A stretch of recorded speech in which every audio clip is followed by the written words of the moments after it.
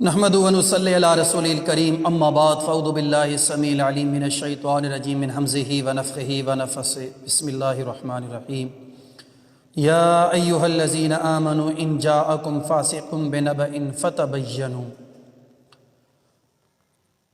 سامعین،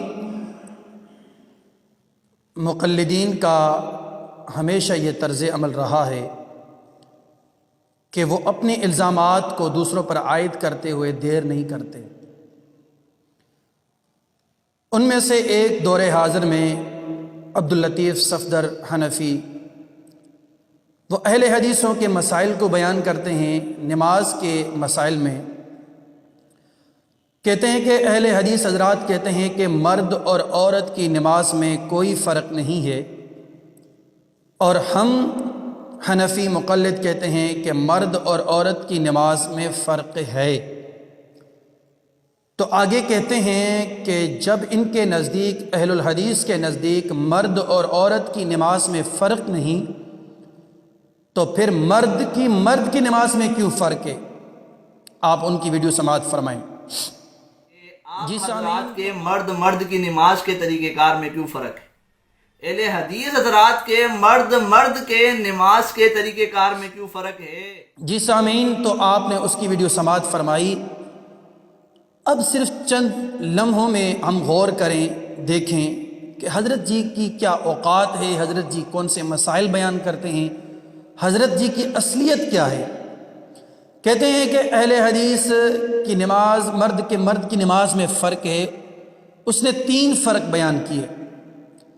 پہلا فرق کہ اہل حدیث حضرات اپنی نماز میں جو ہاتھ باندھتے ہیں ان میں فرق ہے، بعض اس طرح باندھتے ہیں، بعض کہیں پر باندھتے ہیں، تو اس طرح۔ پھر ایک اور مسئلہ بیان کیا کہ اہل حدیث حضرات جب رکوع سے اٹھتے ہیں تو بعض ہاتھ باندھنے کے قائل ہیں اور بعض کھولنے کے قائل ہیں۔ تیسرا فرق کہ اہل حدیث حضرات بعض رکوع کے بعد ربنا ولک الحمد حمدا کثیرا یہ دعا جہرن کے قائل ہیں اور بعض سرن کے قائل ہیں۔ بالکل ہم مانتے ہیں کہ یہ مسائل مختلف فی ہیں، یہ اہل حدیثوں کا اپنا ذاتی مسئلہ نہیں ہے کہ اہل حدیثوں نے اس میں مخالفت کی ہے، بلکہ ان کی مخالفت سلف سے چلی آ رہی ہے۔ وہ آپ جیسے نادان کم عقل کہاں سمجھیں گے؟ لیکن چلو بقول آپ کے کہ آپ کے ہاں مرد اور عورت کی نماز میں فرق نہیں ہے، تو ہم آپ کے سامنے ناظرین، سامعین، دیوبندیوں کی نماز میں 4 فرق میں رکھتا ہوں میں 4 فرق۔ آپ حیران ہوں گے کہ عبداللطیف صفدر نے 3 فرق رکھے اور آپ نے بھی 3 رکھنے تھے، 4 کیوں رکھے؟ وہ اس لیے کہ اگر یہ 3 رکھے گا فرق تو میں 4 رکھوں گا۔ اگر پھر سے اس نے ویڈیو اپلوڈ کی اور اس میں اہل حدیثوں کے 4 مسائل مختلف فی مسئلے بیان کیے تو میں 5واں رکھوں گا۔ اس سے ایک عدد میں مزید بڑھاتا جاؤں گا، پھر دیکھتے ہیں یہ حضرت کہاں پہنچتے ہیں اور ہم کہاں پہنچتے ہیں۔ بڑے شد و مد کے ساتھ عوام الناس میں یہ کہتے ہیں کہ مرد اور عورت کی نماز میں فرق نہیں، ہمیں ٹوکتے ہوئے سامعین، ناظرین یہ کہتے ہیں کہ پھر اہل حدیثوں کے مرد کی نماز میں فرق کیوں ہے؟ ہم آپ کو بتاتے ہیں کہ آپ کے مرد کی نماز میں کتنا فرق ہے۔ مثال کے طور پر میں 4 فرق بتاتا ہوں۔ پہلا فرق یہ ہے کہ حنفی حضرات کو آپ لوگوں نے دیکھا بھی ہوگا، وہ نماز میں جیسے آتے ہیں تو پہلے زبان سے نیت کے الفاظ ادا کرتے ہیں۔ ظہر کی نماز پڑھتے ہیں تو مثلاً یہ کہتے ہیں کہ میں ظہر کی نماز پڑھتا ہوں 4 رکعت پیچھے اس امام کے، تو اس طرح زبانی الفاظ ادا کرتے ہیں۔ تو عبداللطیف صفدر صاحب بھی یہ لفظ ادا کرتے ہیں کیونکہ یہ ان کا وتیرہ ہے۔ مثال کے طور پر ان کی کتاب بہشتی زیور کے اندر صفحہ نمبر 85 کے اندر یہ ہے کہ اگر کوئی زبان سے نیت ادا کرے تو جائز ہے۔ یہ ادا نہیں کرتے بلکہ لوگوں کو اس کی تعلیم دیتے ہیں، جو کہ آپ کو معلوم ہے۔ لیکن اس کے برعکس ابھی نماز شروع نہیں ہوئی، ابھی نیت میں ان کے آپس میں کتنا اختلاف ہے۔ آپ غور کریں کہ ان کی کتاب ہے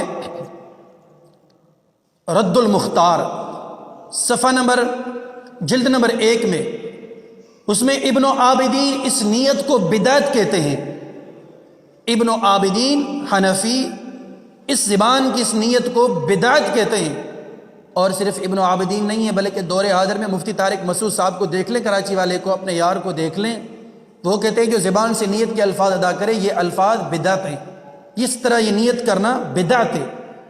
آپ جس نیت کو سنت سمجھیں، آپ کے بڑے جس کو بدعت سمجھیں، یہ فرق نظر نہیں آیا۔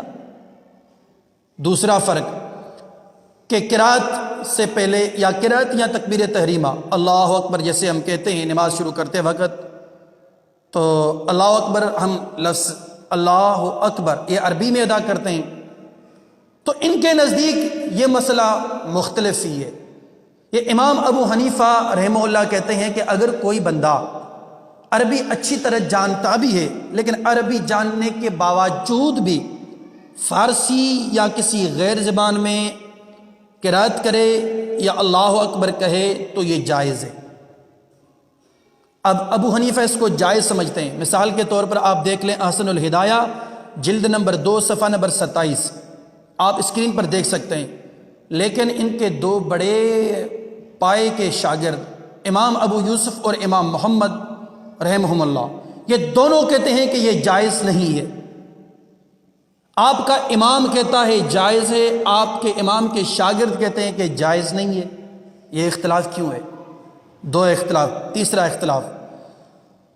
اختلاف یہ ہے کہ فاتحہ قرات خلف الامام معروف مسئلہ، بڑا عظیم مسئلہ جس میں آپ اور ہم مختلف ہی ہیں، آپ اختلاف رکھتے ہیں، تو آپ تو سرے سے قائل نہیں ہیں، آپ تو ان کے منکر ہیں، حتی المقتور کہ آپ اس قدر منکر ہیں کہ آپ ضعیف روایات کا سہارا لیتے ہوئے یہ کہتے ہیں کہ جو امام کے پیچھے سورہ فاتحہ پڑھے اس کے منہ میں کل قیامت کے دن آگ کے انگارے ڈالے جائیں گے، نعوذ باللہ استغفر اللہ۔ آپ اپنی کتابوں کا رخ ذرا اس طرف کریں، کہتے ہیں۔ لیکن اس کے برعکس شاہ ولی اللہ محدث دہلوی لکھتے ہیں حجت اللہ کے اندر صفحہ نمبر 334 کے اندر کہ مقتدی کو سورہ فاتحہ پڑھنی چاہیے۔ آپ کے شاہ ولی اللہ قائل ہیں اور آپ ان کے قائل نہیں ہیں، یہ اختلاف کیوں ہے؟ 3 فرق۔ چوتھا فرق یہ ہے کہ تکبیر تحریمہ کہتے وقت، اللہ اکبر کہتے وقت ہاتھوں کو کہاں تک اٹھانا چاہیے؟ آپ کانوں تک اٹھانے کے قائل ہیں، آپ کندھوں تک اٹھانے کے قائل نہیں ہیں، بلکہ سرے سے آپ اس کے منکر ہیں۔ مثال کے طور پر آپ دیکھ لیں اپنی کتاب انوار خورشید کی حدیث اور اہل حدیث صفحہ نمبر 275، اسکرین پر آپ دیکھ سکتے ہیں کہ وہ ہمیں اہل حدیثوں کو ٹوکتے ہوئے کہتے ہیں کہ نہیں، ان آثار اور احادیث کے برعکس اہل حدیث کہتے ہیں کہ نہیں، ہاتھ کندھوں تک ہی اٹھانے چاہیے، حالانکہ یہ صریح الزام ہے۔ ہم ہاتھ کندھوں تک اور کانوں تک اٹھانے کے دونوں طرف بالکل قائل ہیں، حالانکہ آپ صرف کانوں تک اٹھانے کے قائل ہیں، کندھوں تک اٹھانے کے بالکل منکر ہیں۔ لیکن کیا کریں؟ کاش کہ آپ اپنے اکابرین کو دیکھتے، آپ اپنے فرق کو دیکھتے۔ آپ کے عظیم بزرگ شاہ ولی اللہ محدث دہلوی صاحب کے علاوہ عبد القادر جیلانی رحمہ اللہ، وہ اپنی کتاب غنیۃ الطالبین کے اندر صفحہ نمبر 61 کے اندر وہ کیا لکھتے ہیں، آپ اسکرین پر دیکھ سکتے ہیں کہ وہ کہتے ہیں کہ تکبیر تحریمہ یا رکوع میں جاتے وقت، رکوع سے اٹھتے وقت رفع الیدین کرتے ہوئے دونوں ہاتھوں کو کندھوں تک اٹھانا چاہیے۔ آپ کے بڑے کندھوں تک قائل ہیں، آپ کانوں تک قائل ہیں، آپ کندھوں کے بالکل منکر ہیں۔ آپ کو یہ فرق دکھنے میں نہیں آیا؟ افتؤمنون ببعض الکتاب وتکفرون ببعض والا مسئلہ آپ کریں، الزام ہم پر عائد کریں۔ اور ناظرین سامعین، یہ وہ مسئلے ہیں میں نے بیان کیے جس میں سلف میں کوئی اختلاف نہیں، صرف دیوبندیوں کا آپس میں اختلاف ہے، لیکن ہمارا اہل حدیثوں کے وہ مسائل اس نے بیان کیے جو سلف سے اس میں اختلاف چلا آ رہا ہے۔ یہ مختلف فی مسائل بیان کر رہے ہیں، ہم مختلف فی مسائل نہیں، بلکہ وہ مسائل ہم نے بیان کیے جو صرف اور صرف احناف کے ہاں ہی فرق ہے۔ جب آپ اپنی نماز میں فرق دیکھیں گے تو کسی اور پر الزام نہیں لگائیں گے۔ ہم انتظار کریں گے انشاءاللہ کہ آپ کی ویڈیو کب آتی ہے، کس وقت آتی ہے، کہ آپ 4 فرق بتائیں، ہم 5واں فرق بتائیں گے۔